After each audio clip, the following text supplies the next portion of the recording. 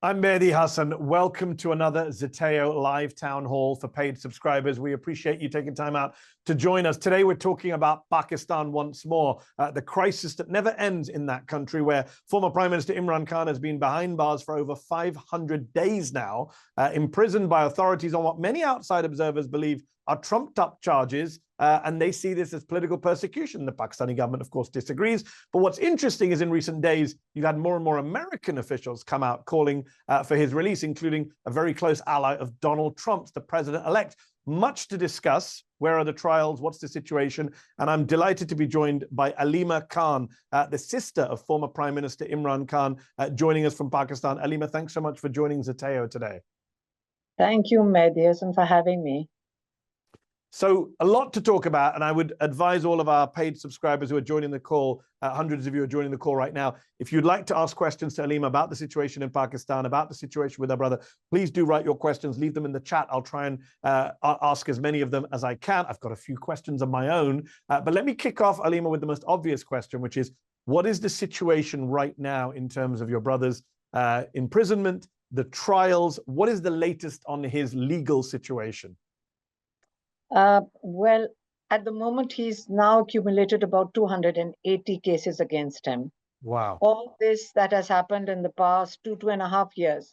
Before that, he's never had any reason to have anybody file anything against him, except in cricket, maybe in London, when he had a dispute with Ian Botham. I don't think he's ever had to face any trial or any cases. But they keep piling up cases on him. But you see, you understand that he's become a symbol of what you see is happening in Pakistan. If it can happen to Imran Khan, basically understand it is happening to a lot of thousands of other people. If he has 280 cases because he's leading in the number of cases, but you'll meet people who've got 50 cases. They are accused in being in 5 or 6 or 7 places at the same time, or maybe 8 places, 5, 6 cities. So it's becoming ridiculous. It's become so ridiculous that nobody's taking the legal system or the policing system. Nobody's taking them seriously anymore. So all they've achieved in the past 2 years, one was that maybe it was to scare people. They thought they'll frighten people into submission. But all they've managed to do in 2 years is make a joke out of our whole judicial system. So he's got one case that he might be convicted on Monday. His trial has ended in one of the Al-Qadir, which is a charity it's a charity college that they set up for, basically, I think there are about 200 plus students over there. And he's facing that case that maybe he favored somebody who donated this college to him. So basically, one of what we heard the prosecution say day before yesterday in court, in front of the judge, was that it's a conflict of interest. A prime minister in office should not be setting up a charity institution. So that was a new thing. Our lawyer was shocked. He says, "You're serious? You're saying that he cannot set up a charity institution while he's in office? It's a conflict of interest." He used the word conflict of interest. This is how bizarre it is. So clearly you and the family and his lawyers and the PTI, his political party, believe he is being targeted, right? These are not legitimate cases. And it does seem like the judiciary has become a bit of a joke from an outside perspective when you see him being prosecuted for apparently an illegal divorce in which his wife's menstrual cycles are introduced as evidence, bizarrely. So it is a bit of a laughingstock for those of us who live abroad, for sure. But it's not just him who's been targeted. You and your sister, I believe, were also arrested in October and put behind bars. How long were you behind bars and what were you arrested for? We are one of the, like 3 weeks is very little to go behind, to be in jail. There are women, older women, 70 plus women. There are students who are 18, 19-year-old in military custody. My nephew it's been in military custody for the past 1 year and 5 months. My brother's in jail for 503 days now. So, and there are hundreds and hundreds of cases. It is so, and without any trial. It's not that, at least the trial should have started. There are no trials. They're just sitting in jail waiting for a trial, because the trial, if they started the 9th May trial, which was a false flag operation, there is no evidence, because Imran Khan has said many times, set up a judicial commission, have an inquiry, produce the CCTV footage, and convict whoever was responsible for burning a few buildings. But 10,000 people arrested. Yeah. 10,000 people arrested for 5 buildings. What did they arrest you for? They didn't tell. No, oh yeah, sorry. My sister and I were standing over there. There was no, the protest hadn't even started. We were standing on the roadside. So they came and arrested us. So the charges on my sister and myself are that we were most probably making a bomb, and we were going to blow up the National Assembly. Yes, yes. Do you know how to make a bomb? I told them, I said, we must have been making it in our kitchen. Like where were we going to make it, in the kitchen? Or maybe there's an internet which gives you recipes for that. It is that ridiculous. Oh, and a megaphone. Like we had a megaphone in our hands. We were on camera when we were arrested. Somebody was taking a video. So they said we had a megaphone. So if I tell them, no, I didn't have a megaphone, who's going to believe me? Even with video evidence.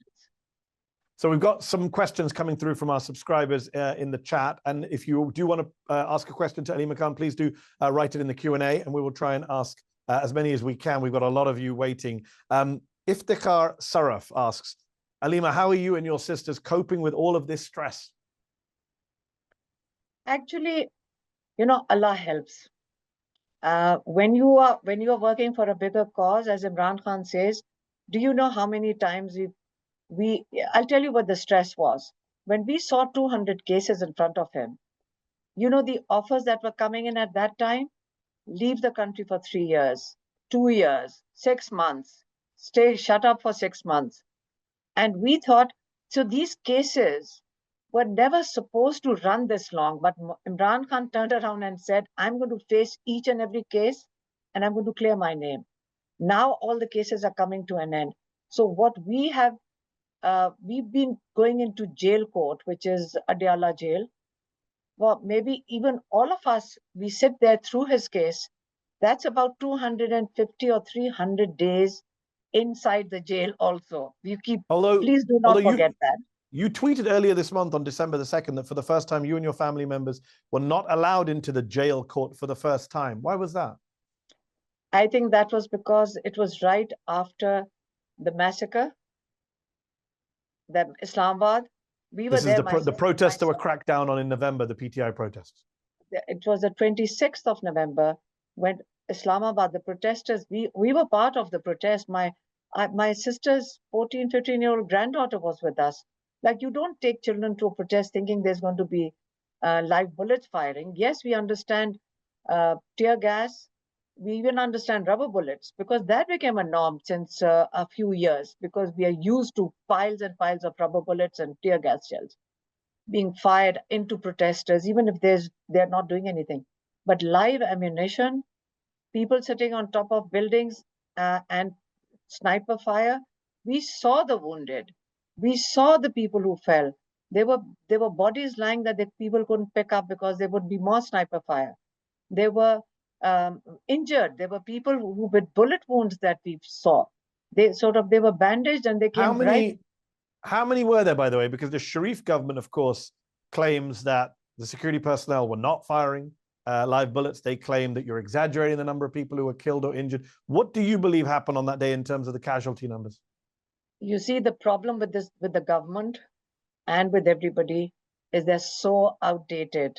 The times have changed. This is a new generation. This is a new times. There's a phone. Everybody carries a phone. Yes. So the evidence is in thousands of videos and pictures and statements from people. There were the one who were injured, that there are videos with people dying live on camera. So but these idiots, they think it's also, don't forget, remember, I'm charged with making a bomb or carrying a megaphone. So they can turn around and say, they don't need video evidence to prove it. It's their courts. But imagine turning around and saying there is no video evidence. There is no evidence. It is in the daytime, there were hundreds, there were a lot of people who died during the day through the sniper rifles and injured. Lots of injuries. I mean, there are eyewitness accounts, but it is what happened later on at night. We were standing there past 9 o'clock. We were close to the front, actually very worried and asking these young people to turn back. I mean, I was telling them, I said, there's sniper rifle, don't stand here. People had come with their bedding. They were planning to, it was a sit-in. So Yes. when you come with your bedding, and they were preparing to go to sleep on the green belt. There's a green belt between the service lane and the main road. It's a big avenue. And they had settled themselves down. So then you do a massive operation at night. You turn up. It was pitch black. We were standing there. That's when we left. When it was so dark and we started seeing, when you see bullets in the dark, like there's a tracer sort of a line, and the tear gas shells started coming closer. We left that area, but that's when they did a massive operation late at night, and there are eyewitness accounts of bodies being piled into vans. Now, that's because it was so dark. You can hear sounds of bullets. You can hear everything. Yes. So it is not going to remain hidden. I'm telling you, at the moment, there are thousands of people in jail, are volunteers. I mean, commendable, the young people, the young lawyers, the young volunteers. They go from jail to jail, helping the families locate their loved ones. They keep moving them from jail to jail. So you mentioned them. Abinta Malik, one of our subscribers, asks, my mother was arrested for 10 days because she went to peacefully protest. She is, quote, privileged, yet the horrific conditions she faced were beyond description. How can we protect the innocent people who don't have that privilege? What can lawyers do? The lawyers are facing, like, look, what did Imran Khan ask for? It's very important to understand. He in fact said this yesterday. So I'm quoting what he said. He said, keep in mind that when people break the constitution, or when the government breaks the constitution, when he says when his government was removed, or when they sort of removed his government, what did he say? He himself dissolved his government in KP, in one of the two of the provinces, which is Khyber Pakhtunkhwa and Punjab, in January. Now, the constitution requires that you set up a caretaker government and then you hold elections within 3 months. So did they hold elections in 3 months, the caretaker government? No, it was held after 1 year, because they needed 1 year to prepare to crush his party. What happened to that? What was the caretaker government doing? Caretaker government was putting more cases on Imran Khan. Caretaker government was busy persecuting people. It was during the caretaker government that people's homes were broken into, women were picked up. There is a story in every house right now. And maybe that was important for Pakistan, for us to have a wake-up call when the privileged started being affected, like all the privileged people, us, basically. So, unless we were not going to get affected, we were never going to realize what has been happening to poor people in our country for since the birth of the country. So Shazad Tucker asks a forward-looking question. He says, do you envision a future where one day Imran Khan returns as prime minister? Is that even something he wants to do? Actually, you know what Imran Khan's dream is. People sort of, it's important to reinforce what his dream was. He said, there is nobody who can come and sit in a government and bring a change unless the people are ready for it. People have to understand that they have to learn to stand up for their own rights. They have to fight for their rights. It has happened in all the societies in the world where there's been an evolution, has been through some sort of a confrontation, because there is always going to be a mafia. And why shouldn't they take over and control the country and its resources? Because we allow it. If you want to become a citizen of this country and have the rule of law, all he ever fought for was a rule of law. He always said rule of law, democracy, and human rights. That's his three main. The protest on the 24th of November, which moved up to 26th, was for the judiciary, because What has happened right now, and it has been happening, it was to some extent it existed, but over the past 1.5 years, it's like martial law, worse than martial law. We've seen 3 martial laws. Nobody's seen anything like this. Yes. The democratic process, they crushed his party. They took away his symbols. Anybody who was going to become a candidate in his for the elections, they abducted them. Yes. When they thought they were ready, and when they thought they were absolutely ready, no party, no symbol, nobody's allowed to campaign, they held the election and they got a shock of their lives. Yes. That is when the revolution came in. So that you is the mentioned modern day revolution. You mentioned your party. Nafisa Rizvi asks, the party seems fragmented. There are fissures amongst the party members. Are you making an effort to repair these schisms, or are you going to leave it for Imran Khan to face when he comes out of prison? Let me tell you, I'm here basically for my brother. And but let me tell you about 8th of February. 8th of February, when people basically took the establishment into their own hands. The change actually happened on 8th of February. It'll be written about. Remember, this is going to be studied in universities. It was a shocking thing, so smart, without any candidate. They knew exactly what they learned. They basically sabotaged the efforts of the establishment. 9th, all their vote was stolen. Imran Khan swept the elections at that time. The party slept. Now that is when the panic set in to now suppress the people who've decided that they are going to take decisions into their own hands for their own future and their own country. So when you say, are there fissures in the party? No. The new establishment is the people. Okay. This is the change. The change in a country comes from when the people decide that we will determine our own future. When they speak up, there's no fissures. What is happening in the West. Now you tell me, if there is a congressman or a senator in California, who challenges them? It's their people, it's their voters. The voters challenge them, say that you are supposed to represent us. That's exactly what's happening in Pakistan. You mentioned the people are challenging their representatives. There are no fissures. You mentioned as an example a moment ago, America and how democracy works here in the US. You said California. It made me think this week we had Richard Grenell, who has been appointed by Donald Trump as a special envoy to hotspots around the world, a very close ally of the president-elect. Grenell came out and compared Imran Khan to Trump and said he wants to see Imran Khan freed. And then Ro Khanna, who is a Democrat, different party from California, Indian American, he put out a tweet saying, it's bipartisan. I agree, free Imran Khan. So you had Ro Khanna, influential Democratic congressman, Richard Grenell, influential Republican, close to Trump, is going to be in the new administration, both saying free Imran Khan. Do you think that'll have an effect on the Pakistani government? Is that going to make them think, oh, wow, the world is actually paying attention to what we do, or will they ignore that? Well, actually, Pakistani establishment has been, they've done this, they've always done this. And, because there have been wars along our borders, they've always there's a system over here where they told us they were terrorists in one province and that they were traitors in the other province. And shamefully, all of us, never really questioned that. We really have a strong belief in the military. My husband was in the Air Force. He's an aerospace engineer.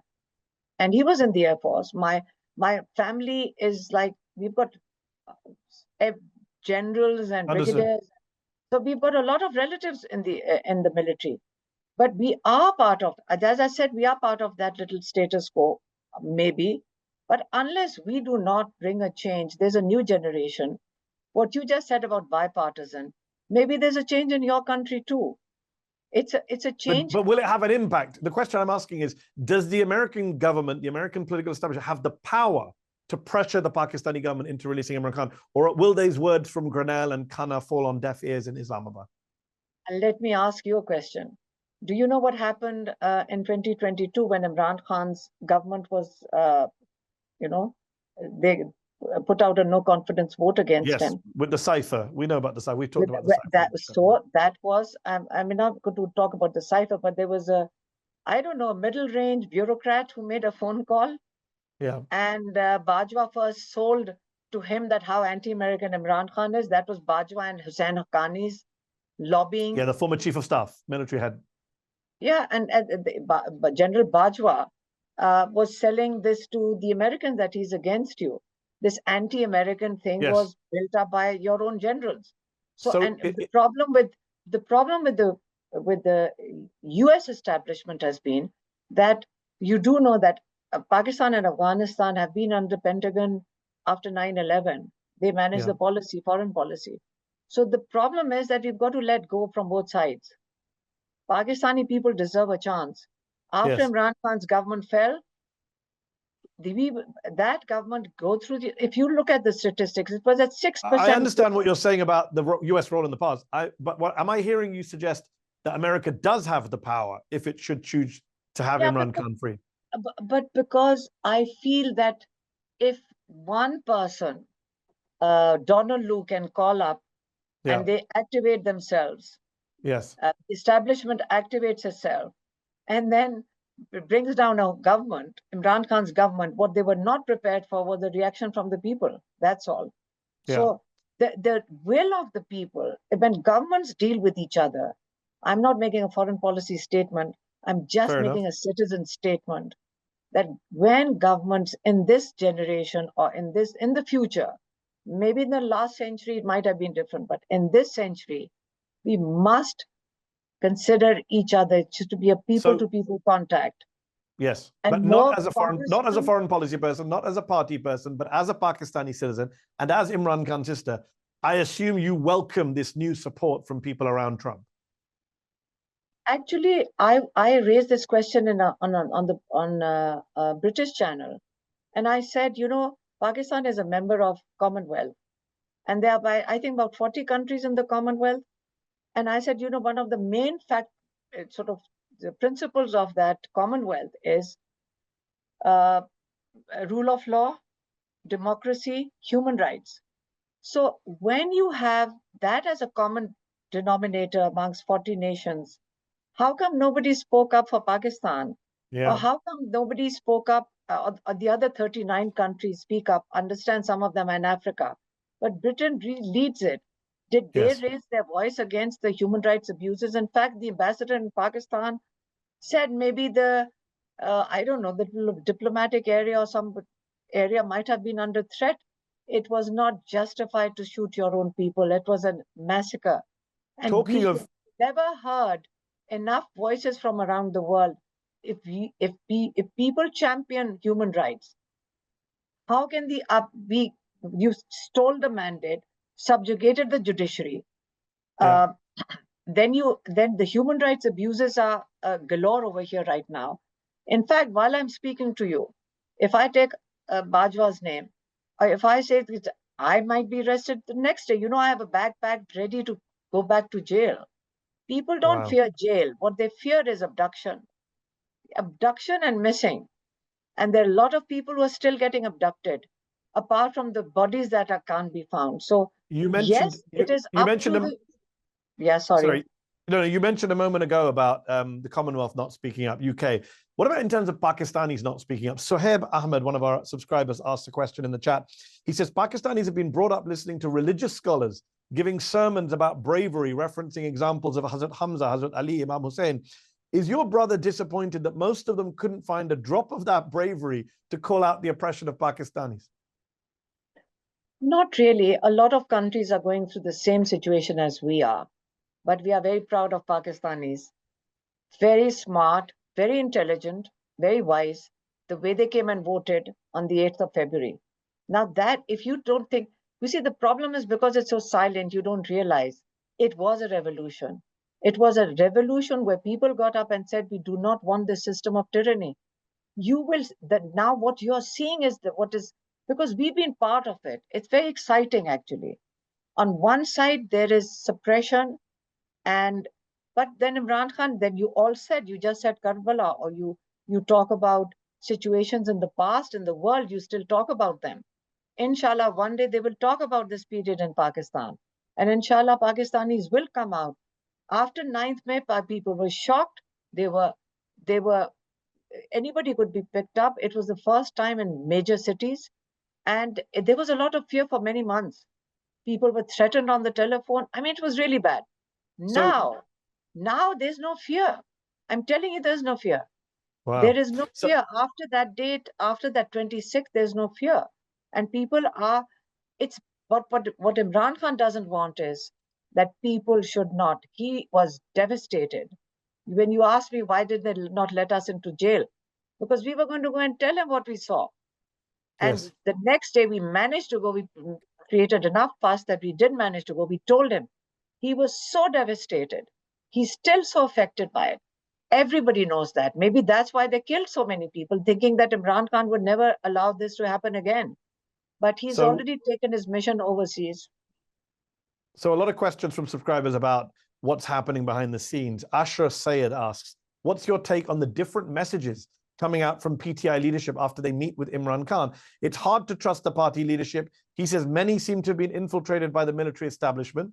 Nayar Islam says, Aleema, as far as you know, is there any truth that's going on social media that Imran Khan is being contacted by the military to negotiate a deal? Actually, throughout this 1.5 years, there have been different messaging that come to us. As I said, we heard 3 years, he should go away for 3 years. Why would he go away for 3 years? This is my country. Because this has been the pattern with all the other parties, but they had to leave because they had to save their looted money, their corrupt money. That's why they had to leave. They have to protect that. But what he faced all his cases, they were not prepared for that. That's what he's done. You do need to have, you have to be Imran Khan, his faith in Allah. And then they started telling us, we did get messages which said he'll be eliminated in a couple of months. We have received several such messages. And one day I went and told him, I said, we have faith in Allah, but we worry. I mean, this is what now they want to eliminate you in jail. He said, well, never say that again. You are weak of faith if you say that. No, my life is not in the hand of these people. When Allah wills, I'll die, but not before that. On that note, Samina Shah asks, don't you think it's sensible to have him released on their terms, their conditions, continue to fight from outside Pakistan, maybe in the UK? Nawaz Sharif came back to Pakistan after 7 years. Why can't Imran Khan do the same? Imran Khan is not here to become a prime minister. He's here to lead a people and teach them how to stand up for their rights. It's a much bigger goal that he has for himself, that his target that he set for himself is to raise a nation which will learn to stand up for their rights, because the future is very bleak. Where we had 6% growth during his time, it has now collapsed. The loss to the economy, according to some economists, is from 28 billion to 42 billion in the past 2.5 years. That has pushed a lot of millions of people below the line of poverty. So should we not all stand with him and fight for our freedom? So Khatija Hussain says, I'd like to say as a woman, I really admire you. Everyone should have sisters like Imran Khan's sisters. She also says, I live in the UK. What can we, the British Pakistanis, do to help more than we are trying to do now? And a similar question from the US, Salim Shah says, what can we do in the US to advocate for his release? Actually, that's what I understood from all the overseas expatriate Pakistanis was that, for example, Commonwealth, I just asked a question, like, shouldn't the British government, which is leading the Commonwealth, are these really outdated communities? Like when you make a Commonwealth, what was the purpose of it? If you set democracy, human rights, and rule of law, then nations should support each other. When there's tyranny in a country and when there's a martial law which has been brought in with the face of democracy, it's farcical. So maybe your public representative should speak up and ask their government they should have an even-handed foreign policy. When you go to Iran, for one single person, I see a lot of coverage in BBC. And I'm looking, as an observer, I wonder, look what's happening in Pakistan. Isn't their ambassador, their high commissioner reporting back to their government? Maybe this is the question you should ask your government. Yes, very good point. A couple of attendees in the chat are asking the same question, which is, what is the difference, in your view, as someone who's known him his entire life, between Imran Khan, the person before imprisonment, and Imran Khan, the person now? Stronger, deeper faith. I would say that, like, sometimes you look at him and I think he's moved further up in his belief, or maybe in the Sufism or the mysticism, because he can now see much further, I think, than he did earlier. And he's absolutely relaxed, very calm, extremely, when he walks in, it's sort of, you cannot not be, how can be him coming from a solitary confinement, when he walks into the court, everybody who's met him is taken aback, who looks, mashallah, he looks younger, he looks fitter, because remember, he laughs about it, that if I've got time to myself, then there are two things I do. I read the Quran, I read books, and I exercise. So he's got a cycle, that exercise cycle. So how is his prison cell right now? Because when I interviewed him remotely, when I sent emailed questions over to him in prison in May, he famously talked about being in a death cell. And then the Pakistani government came out very strongly and said, no, he has a very nice cell. He has great food. We've given him a chef. There was a big argument about how bad his conditions are. What are his conditions right now? How good or bad are they? Listen, he is in a 7 by 10 cell. Normally they say it's 8 by 10, but we were in a similar cell when we were in the other jail. So I made sure I measured it. It's not exactly 8 width. It's about 7.5. It's a small cell. So it has bars on its doors, and the gallery outside has an open top. So he just talked about it. He was just mentioning it, and I came out and mentioned it. He didn't say talk about it. We were just having a conversation. He said, it gets really cold by about Fajr time, that I get really cold because there's a cold draft that comes from below and above a plastic sheet they have in front of the bars. And I just mentioned it outside. People have that. I have had to sit and explain to people, no, it's okay. We don't talk about it. People get very upset. But he has a chef. What they do is, in jail, what happens is, you can hire another jail, like a prisoner. So he's hired somebody who cooks for him. Because of security reasons, we never give him any food, not a single, I don't know, not even a single nut, because they'll turn around and say something happened to him because we gave food from home. So it is the jail authorities buy for him, and they're 100% responsible. His food is cooked separately, but he's not that fussy about food in any case. We are running out of time. Before we wrap up, and I want to thank everyone in the chat. We've taken about a dozen questions already. There are dozens and dozens of more questions I see in the Q&A. Sadly, we can't take them all, but we appreciate your questions. Muhammad Malik asks, though, a news story this week. Salman Ahmad from Junoon is a celebrity supporter and was a worker and member of PTI. There was all these stories about him apparently criticizing your family. The PTI officials have fired him from the party this week. Muhammad Malik is asking, Aleema, do you agree with this decision? Actually, things are very sensitive since the 26th of November. So emotions are running high. It's part of what's happening right now, but it's going to happen. There are going to be more incidences like that. There's blame game. Imran Khan told us another thing when we were in jail, and I'll pass on this few pearls of wisdom. He said, when we lost a match and I came back to the dressing room, I tell you, I never did a briefing, because that is the worst time to do a briefing, because that's when everybody's blaming each other. So stay away till everybody calms down, and then I would have a briefing. So that's a little nugget of wisdom for people to understand, that it's a very traumatic time. People are devastated with the massacre of Islamabad. It's a massacre. People are missing. We don't know. Maybe there are hundreds missing. But you haven't taken a public stand on what happened to Salman Ahmad? No. Listen, it's not about taking a public stand. I don't take a stand on anything. Okay. The best thing is let everybody calm down and things will be okay, fine. We have to focus on Imran Khan. We have to make sure that he's being charged with more cases. And eventually, how is it going to come?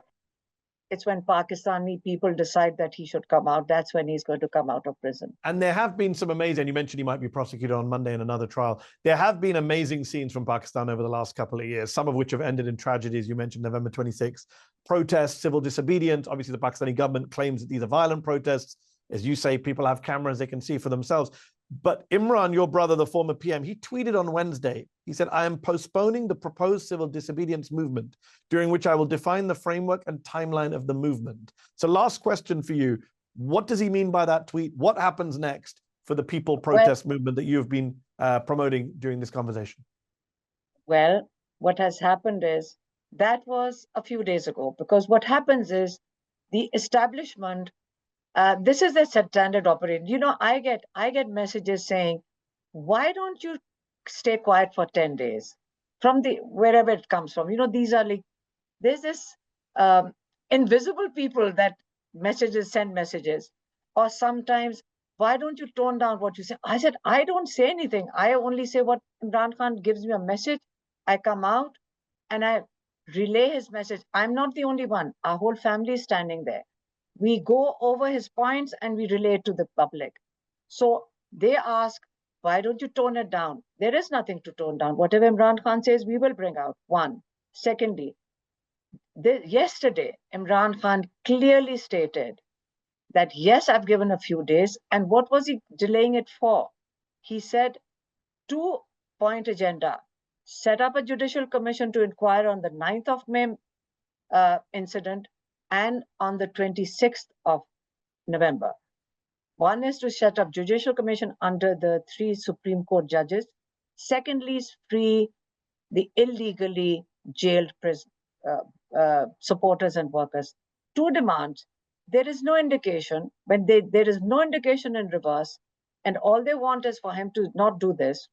He gave a call yesterday and said on Sunday, if these demands are not met, the non-cooperative movement, which is basically, he's appealed to the overseas Pakistanis not to send their dollars to Pakistan. Yes, the remittances. Already going to start remittances. Yeah. He is already.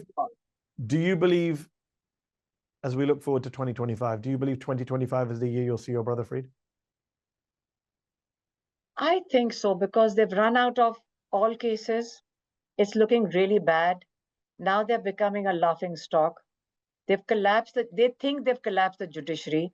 They've muffled. I mean, they're threatening the media. Media can't do anything. Ask the media in Pakistan. They're scared of saying anything. They're fired. So media, they think, is under control. They think the democracy is well under control, because the whole parliament is what they gave the stolen mandate to. So judiciary, media, and democracy, that's a martial law.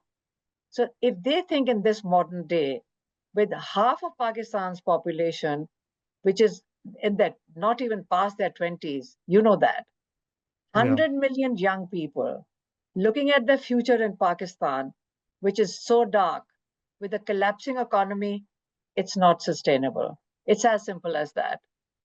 Tyranny is not sustainable. Yep. On that note, tyranny is indeed unsustainable. I think the Syrians would agree with that. Aleema Khan, thank you so much for your time.